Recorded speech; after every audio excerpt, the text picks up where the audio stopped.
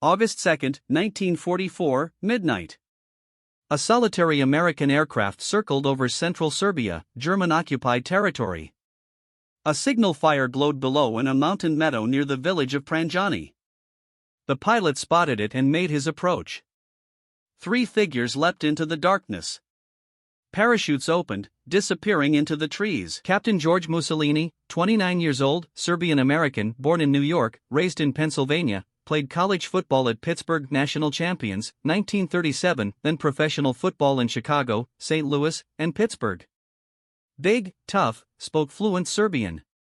Office of Strategic Services, the OSS, America's wartime intelligence agency, predecessor to the CIA. Master Sergeant Michael Radjicic, radio operator, also Serbian-American, also fluent in the language. Young, resourceful, expert with Morse code and shortwave transmitters.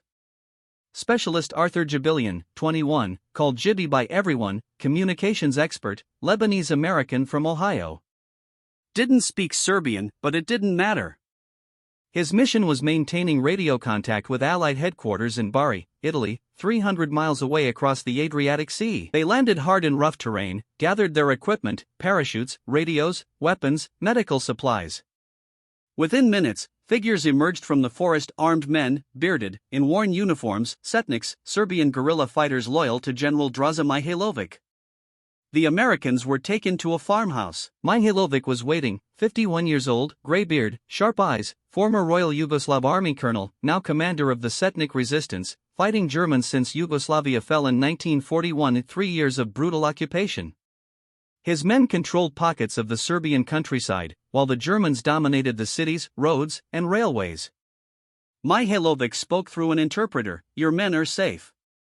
All of them. We have done everything possible." Mussolini looked around the room. "How many?" 250, maybe more. Scattered across the hills. "We are gathering them here." 250 American airmen shot down over Yugoslavia, rescued by Serbian peasants and Setnik fighters, hidden from German patrols for weeks, some for months, waiting for extraction, waiting to go home. This was Operation Howard, the largest rescue of Allied airmen in World War II, and it almost didn't happen. 6 weeks earlier, late June 1944, 15th Air Force Headquarters, Bari, Italy. Lieutenant Colonel George Mussolini reviewed intelligence reports. American bombers had flown missions over Romania for months, targeting Ploiești oil fields, Hitler's primary fuel source. The raids devastated Nazi petroleum production, but the cost was enormous. Ploiești was 1,500 miles round-trip from Italy. The route crossed German-occupied Yugoslavia, crawling with anti-aircraft batteries and Luftwaffe fighters. Dozens of American bombers were being shot down each week, B-24 Liberators, B-17 Flying Fortresses, each carrying 10 crew members, pilots, navigators, bombardiers, gunners, engineers. When a plane went down, survivors bailed out. If they survived the jump, if their parachutes opened, if they weren't shot during descent, they landed in enemy territory. The Germans usually captured them within hours, sending them to POW camps Stalag Luft 3, Stalag 17B if they were lucky. If not, local collaborators handed them to the Gestapo or SS units executed them on site in reprisal for bombing German cities. But intelligence was receiving reports, coded messages from occupied Yugoslavia. American airmen were being sheltered by local Serbs, dozens, maybe more, protected by Setnik forces under General Mihailovic. The problem was political. Britain had supported Mihailovic early in the war, sending liaison officers, weapons, and supplies. But by 1944, British policy had shifted. Winston Churchill now backed Josip Broz Tito, communist partisan leader, Croatian, Moscow reigned. The British believed Tito fought Germans more aggressively than Mihailovic. Churchill cut off support to the Setniks, ordered British missions withdrawn, and pressured America to do the same. Washington followed London's lead. President Roosevelt trusted Churchill's judgment on Balkan affairs. American liaison officers were pulled out of Mihailovic's territory in May 1944. The general was left isolated, no Allied support, no weapons, no recognition, just his men and the Serbian peasants who supported him. But the downed American airmen were still there, hidden in Serbian villages, waiting for rescue. The 15th Air Force could not abandon them. Someone had to go in, organize an evacuation, risk everything. George Mussolini volunteered. He had been in Yugoslavia before, October 1943, parachuting in with an American mission to Mihailovic's headquarters. He spent months with the Setniks, witnessing firsthand how they treated Allied airmen with respect, protection, and generosity. Serbian villagers shared food they barely had, hid airmen in barns, cellars, and attics, risking execution if discovered. Entire villages could be burned, men shot, women and children deported to labor camps. Mussolini returned to Italy in May 1944 with 40 rescued airmen, evacuated by British aircraft just before Allied missions withdrew. In Bari, he filed reports, debriefings, and recommendations. He told his superiors the truth: Mihailovic was still rescuing Americans, still protecting them, still waiting for Allied support that would never come. "We need to get those men out," Mussolini argued. "Mihailovic's people are risking everything. The Germans know Americans are being hidden there. They're increasing patrols, conducting sweeps. It's only a matter of time before they find them." His commanders agreed, but the British opposed the operation, too politically sensitive. Supporting Mihailovic would anger Tito, complicating Allied relations with Yugoslav partisans. The Americans needed British cooperation, aircraft, and logistical support from Italy. Mussolini bypassed the chain of command, going directly to OSS Director General William Wild Bill Donovan, laying out the situation: 250 American airmen trapped behind enemy lines, allies unwilling to help because of politics, men would die because of bureaucracy. Donovan took the case to President Roosevelt, explaining the situation: American boys shot down over Europe, rescued by Serbian peasants, hidden from the Germans, waiting for their country to save them. Politics be damned. Roosevelt approved the mission, ordering the British to cooperate. Churchill's government agreed reluctantly. Operation Howard was authorized, but the clock was ticking. German intelligence knew Allied airmen were in Serbia, increasing patrols, offering rewards for information, threatening reprisals against villages suspected of sheltering Americans. Tito's communist partisans were closing in on Mihailovic's territory, the civil war within the war. Tito wanted to eliminate rivals before Germany collapsed. If partisans reached Pranjani before the Americans evacuated, the airmen would become hostages, bargaining chips in Yugoslavia's brutal internal conflict.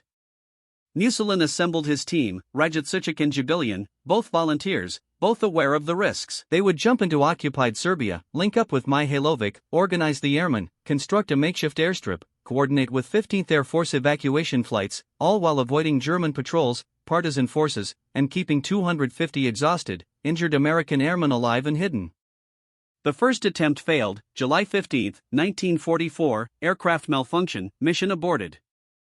Second attempt, July 20, weather, thick clouds over the Balkans, no visibility, mission aborted. Third attempt, July 28, navigation error, wrong coordinates, pilot couldn't find the signal fire, circled for an hour, too dangerous to jump blind, returned to Italy.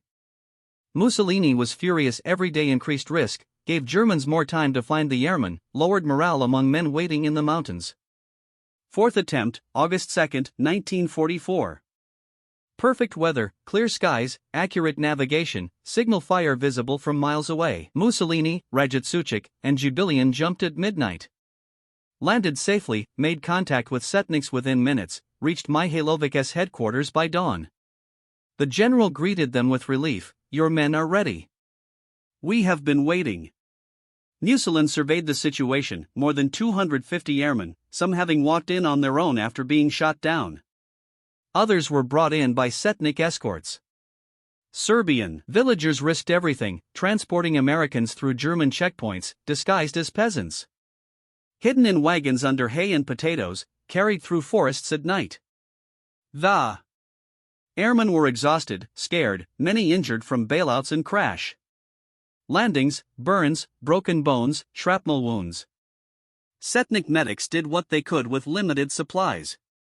Serbian families shared what little food they had. Bread, goat milk, plum brandy, the local rakia, strong stuff. It kept morale up, but time was running out.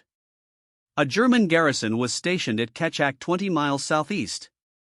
Luftwaffe airfield, fighter planes, reconnaissance aircraft. If Germans spotted evacuation operations, they would scramble fighters, strafe the airstrip, attack transport planes. Everyone would die. And there was another problem: the terrain. Central Serbia was mountainous, heavily forested, no flat ground for landing. Aircraft. Transport planes needed at least 600 yards of clear, level runway, preferably more. The area around Pronani had nothing like that. Mahalovica's solution was ingenious and desperate. Build a runway by hand using peasants with axes, shovels, and oxen. Clear trees, level ground, compact earth. Create a functional airstrip in the middle of enemy-occupied wilderness without heavy equipment, without engineers, without time. Can it be done? Mussolini asked. Mahalovic smiled. It will be done. My people have survived worse. Hundreds of Serbian villagers went to work. Men, women, and children, cutting trees, pulling stumps, hauling rocks, smoothing dirt, compacting ground, building an airstrip from nothing in occupied territory.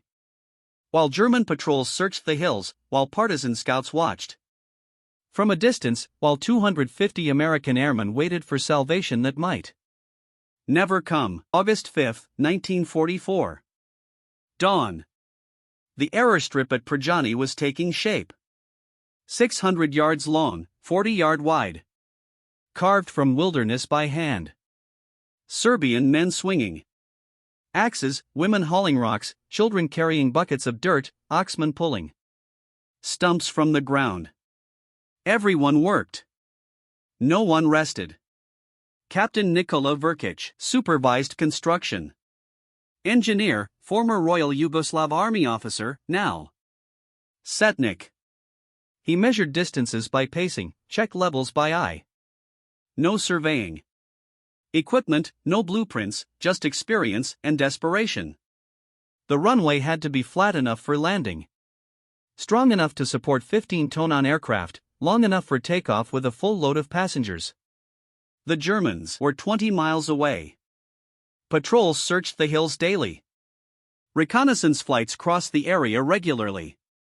Any sign of unusual activity would trigger an investigation.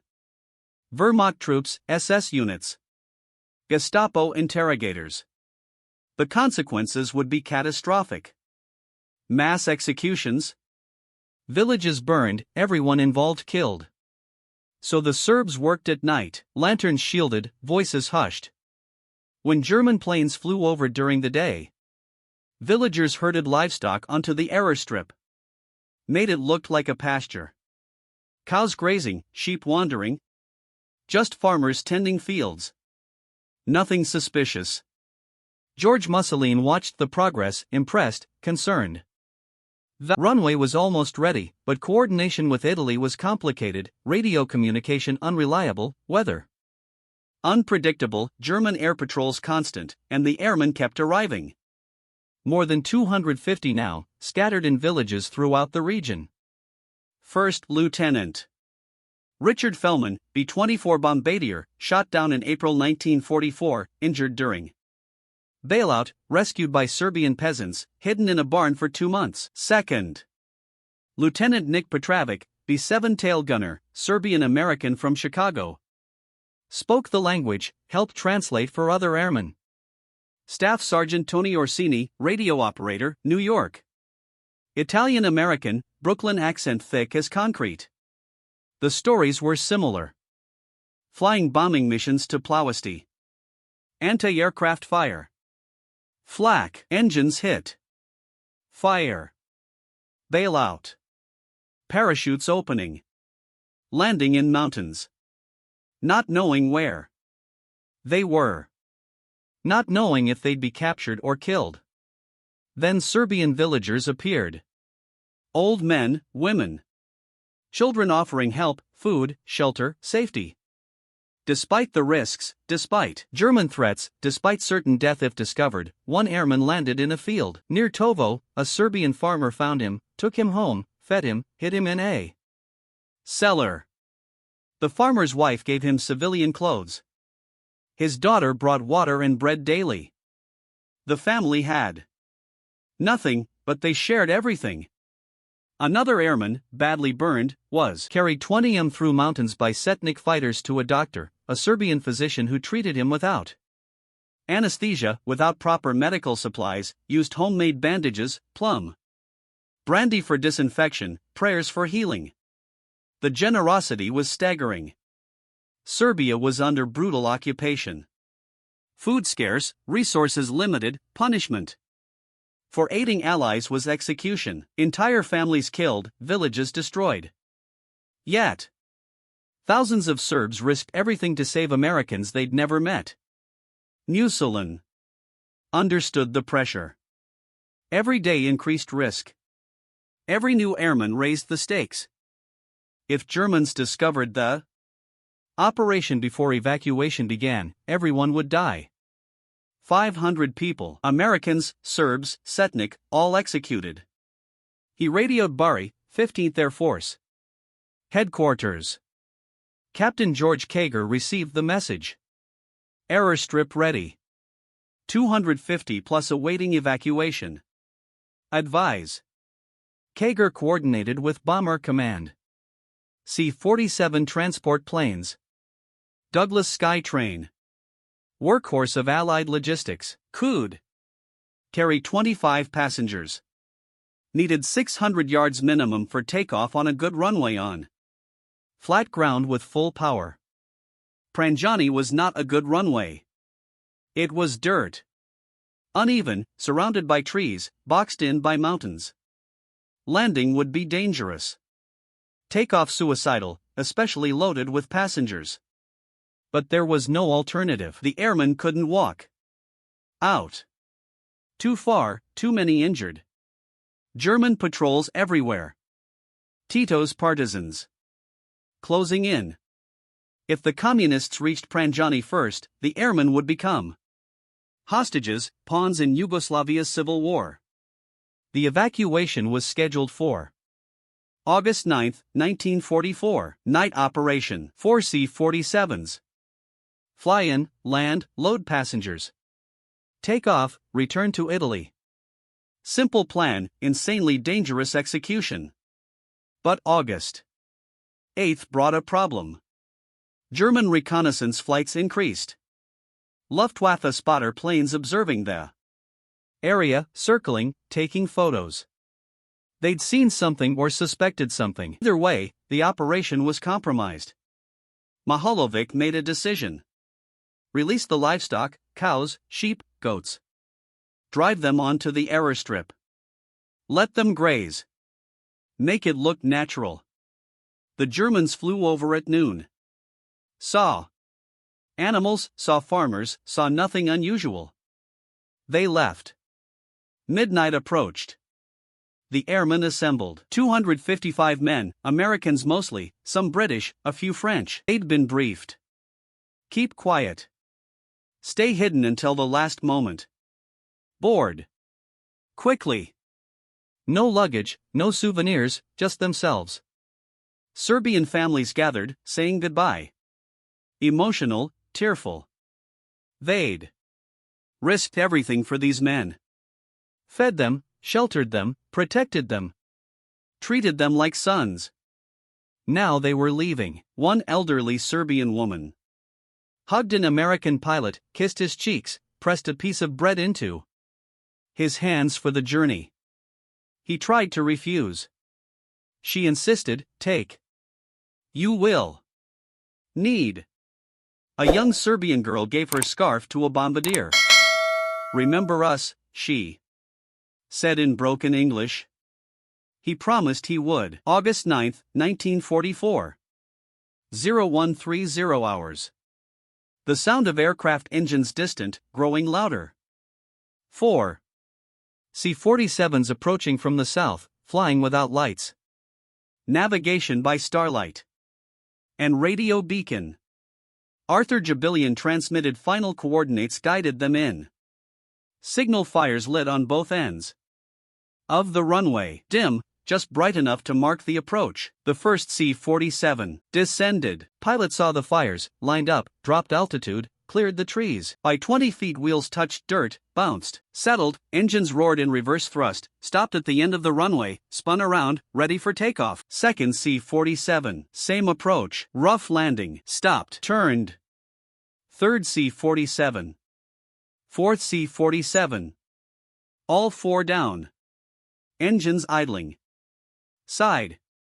Doors opened. Crews jumped out. Load up. Move. Go. The airmen ran. Climbed. Aboard. Packed in tight. 25 per plane. No seats, sit on the floor, stand, hold, on to cargo straps, just get inside. Serbian villagers swarmed the aircraft. Saying goodbye, hugging, crying. American airmen leaned out the doors.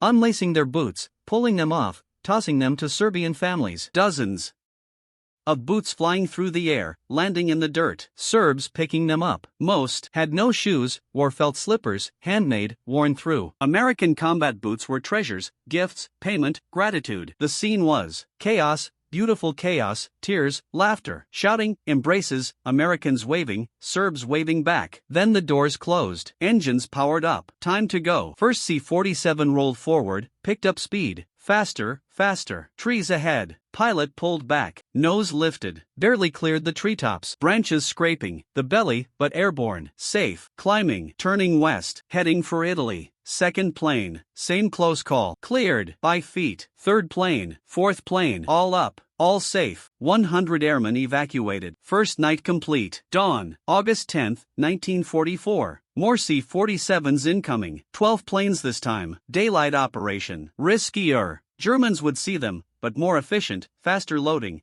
better visibility for pilots. American P-51 Mustang fighters escorted the transports. 50 fighters. 8th Air Force screaming overhead at low altitude, peeling off, strafing German garrisons, creating diversions, drawing attention away from progeny, buying time. The transports landed one after another. Perfect formation. No crashes, no accidents. Loaded quickly. Serbian families again saying goodbye. More boots thrown from aircraft. More tears, more gratitude. 241 airmen evacuated in 2 days. Over 450 total still waiting. The operation continued. August 12th, 4 more planes.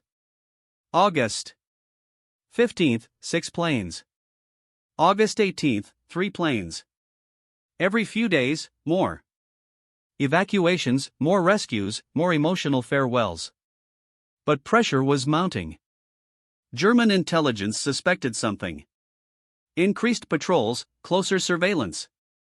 Luftwaffe fighters probing the area, and Tito's partisans were advancing, pushing east, closing in on Setnik territory. Time was running out. Richard Fellman remembered the moment he climbed aboard his evacuation flight. August 27th, he turned to the Serbian family that had hidden him for 4 months. The farmer, his wife, their daughter. He tried to thank them. Words failed. What do you say to people who risked execution to save your life? The farmer shook his hand. Go home, live, be happy. That is thanks enough. Fellman climbed aboard, watched through the window as the C-47 lifted off, saw the villagers waving, saw Prini disappear below, saw Serbia fade into the horizon. He would never forget, none of them would.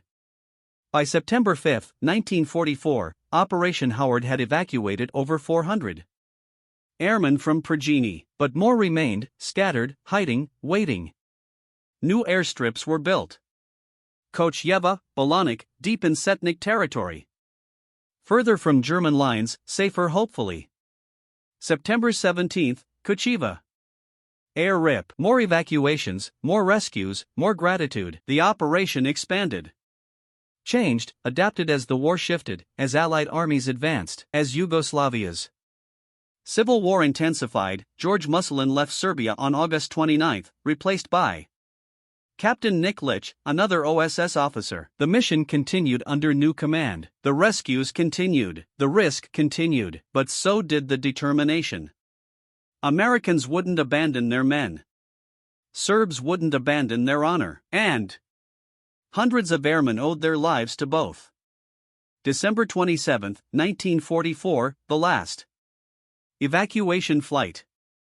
20 airmen lifted from Buljanik airstrip. The final mission of Operation Halyard. In total, 512 Allied personnel rescued.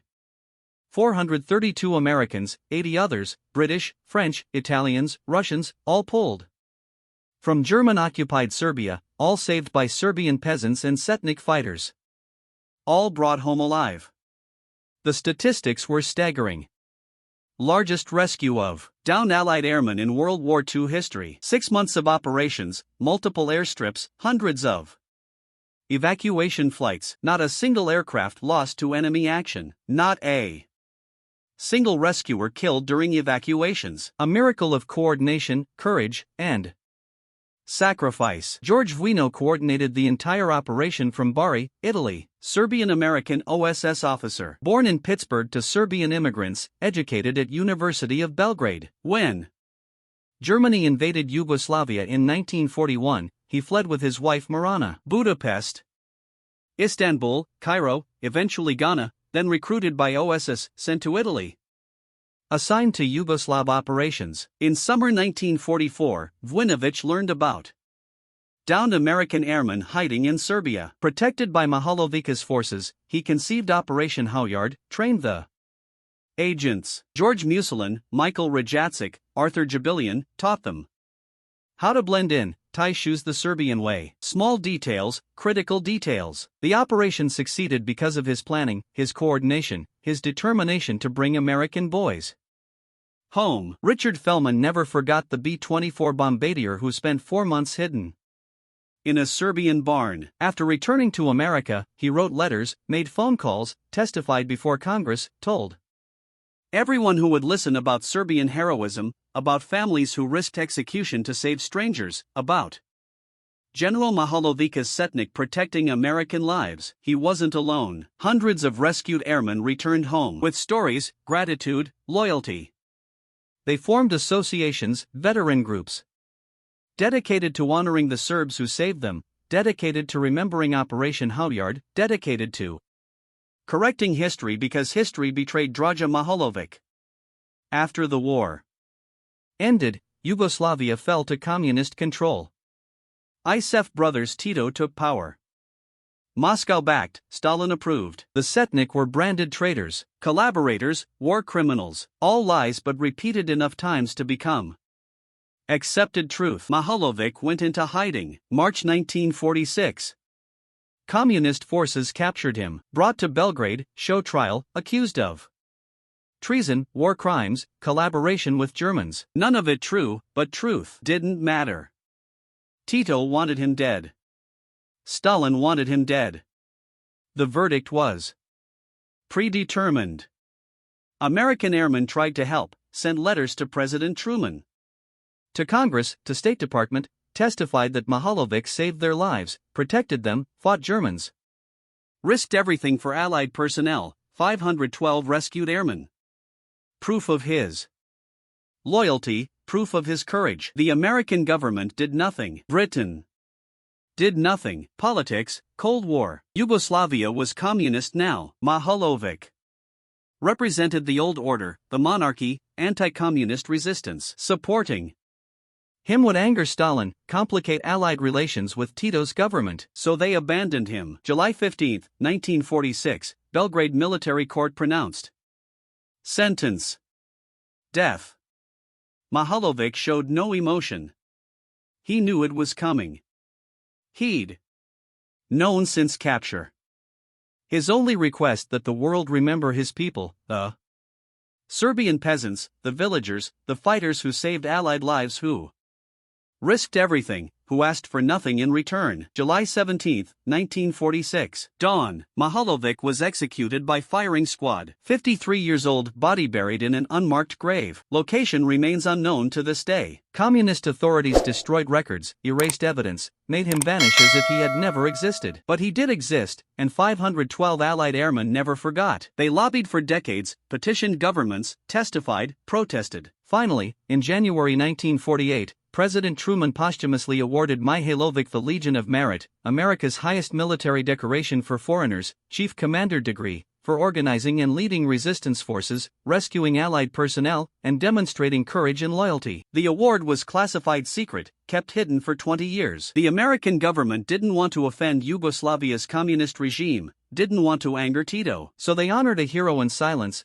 giving him a medal no one could see, recognition no one could acknowledge. Not until 1967 was the award made public. Richard Fellman and other rescued airmen attended the ceremony. Finally, 21 years after Mihailovic's execution, his heroism was recognized, his sacrifice acknowledged, his memory honored. But Serbia still suffered. The villages that helped, the families that risked everything, received nothing, no compensation, no recognition, no thanks from the American government, just memories and the knowledge that they had done the right thing even when it cost them everything. In 2015, Serbian courts annulled Mihailovic's conviction, declaring the 1946 trial unfair, political, a communist show trial with a predetermined verdict. The judge emphasized they weren't ruling on whether Mihailovic was a war criminal, only that he hadn't received a fair trial, but everyone knew the truth. He wasn't a criminal. He was a hero, murdered for saving Allied lives. Today, monuments stand in Serbia, Pranjani, Boljani, Coachella, commemorating Operation Howard, honoring the villagers, the setniks, the OSS agents, and the pilots who risked everything to evacuate airmen from behind enemy lines. American veterans visit, elderly now in their 90s, some in wheelchairs. They come to Serbia, to the villages where they were hidden, to the fields where they were rescued. They embrace elderly survivors,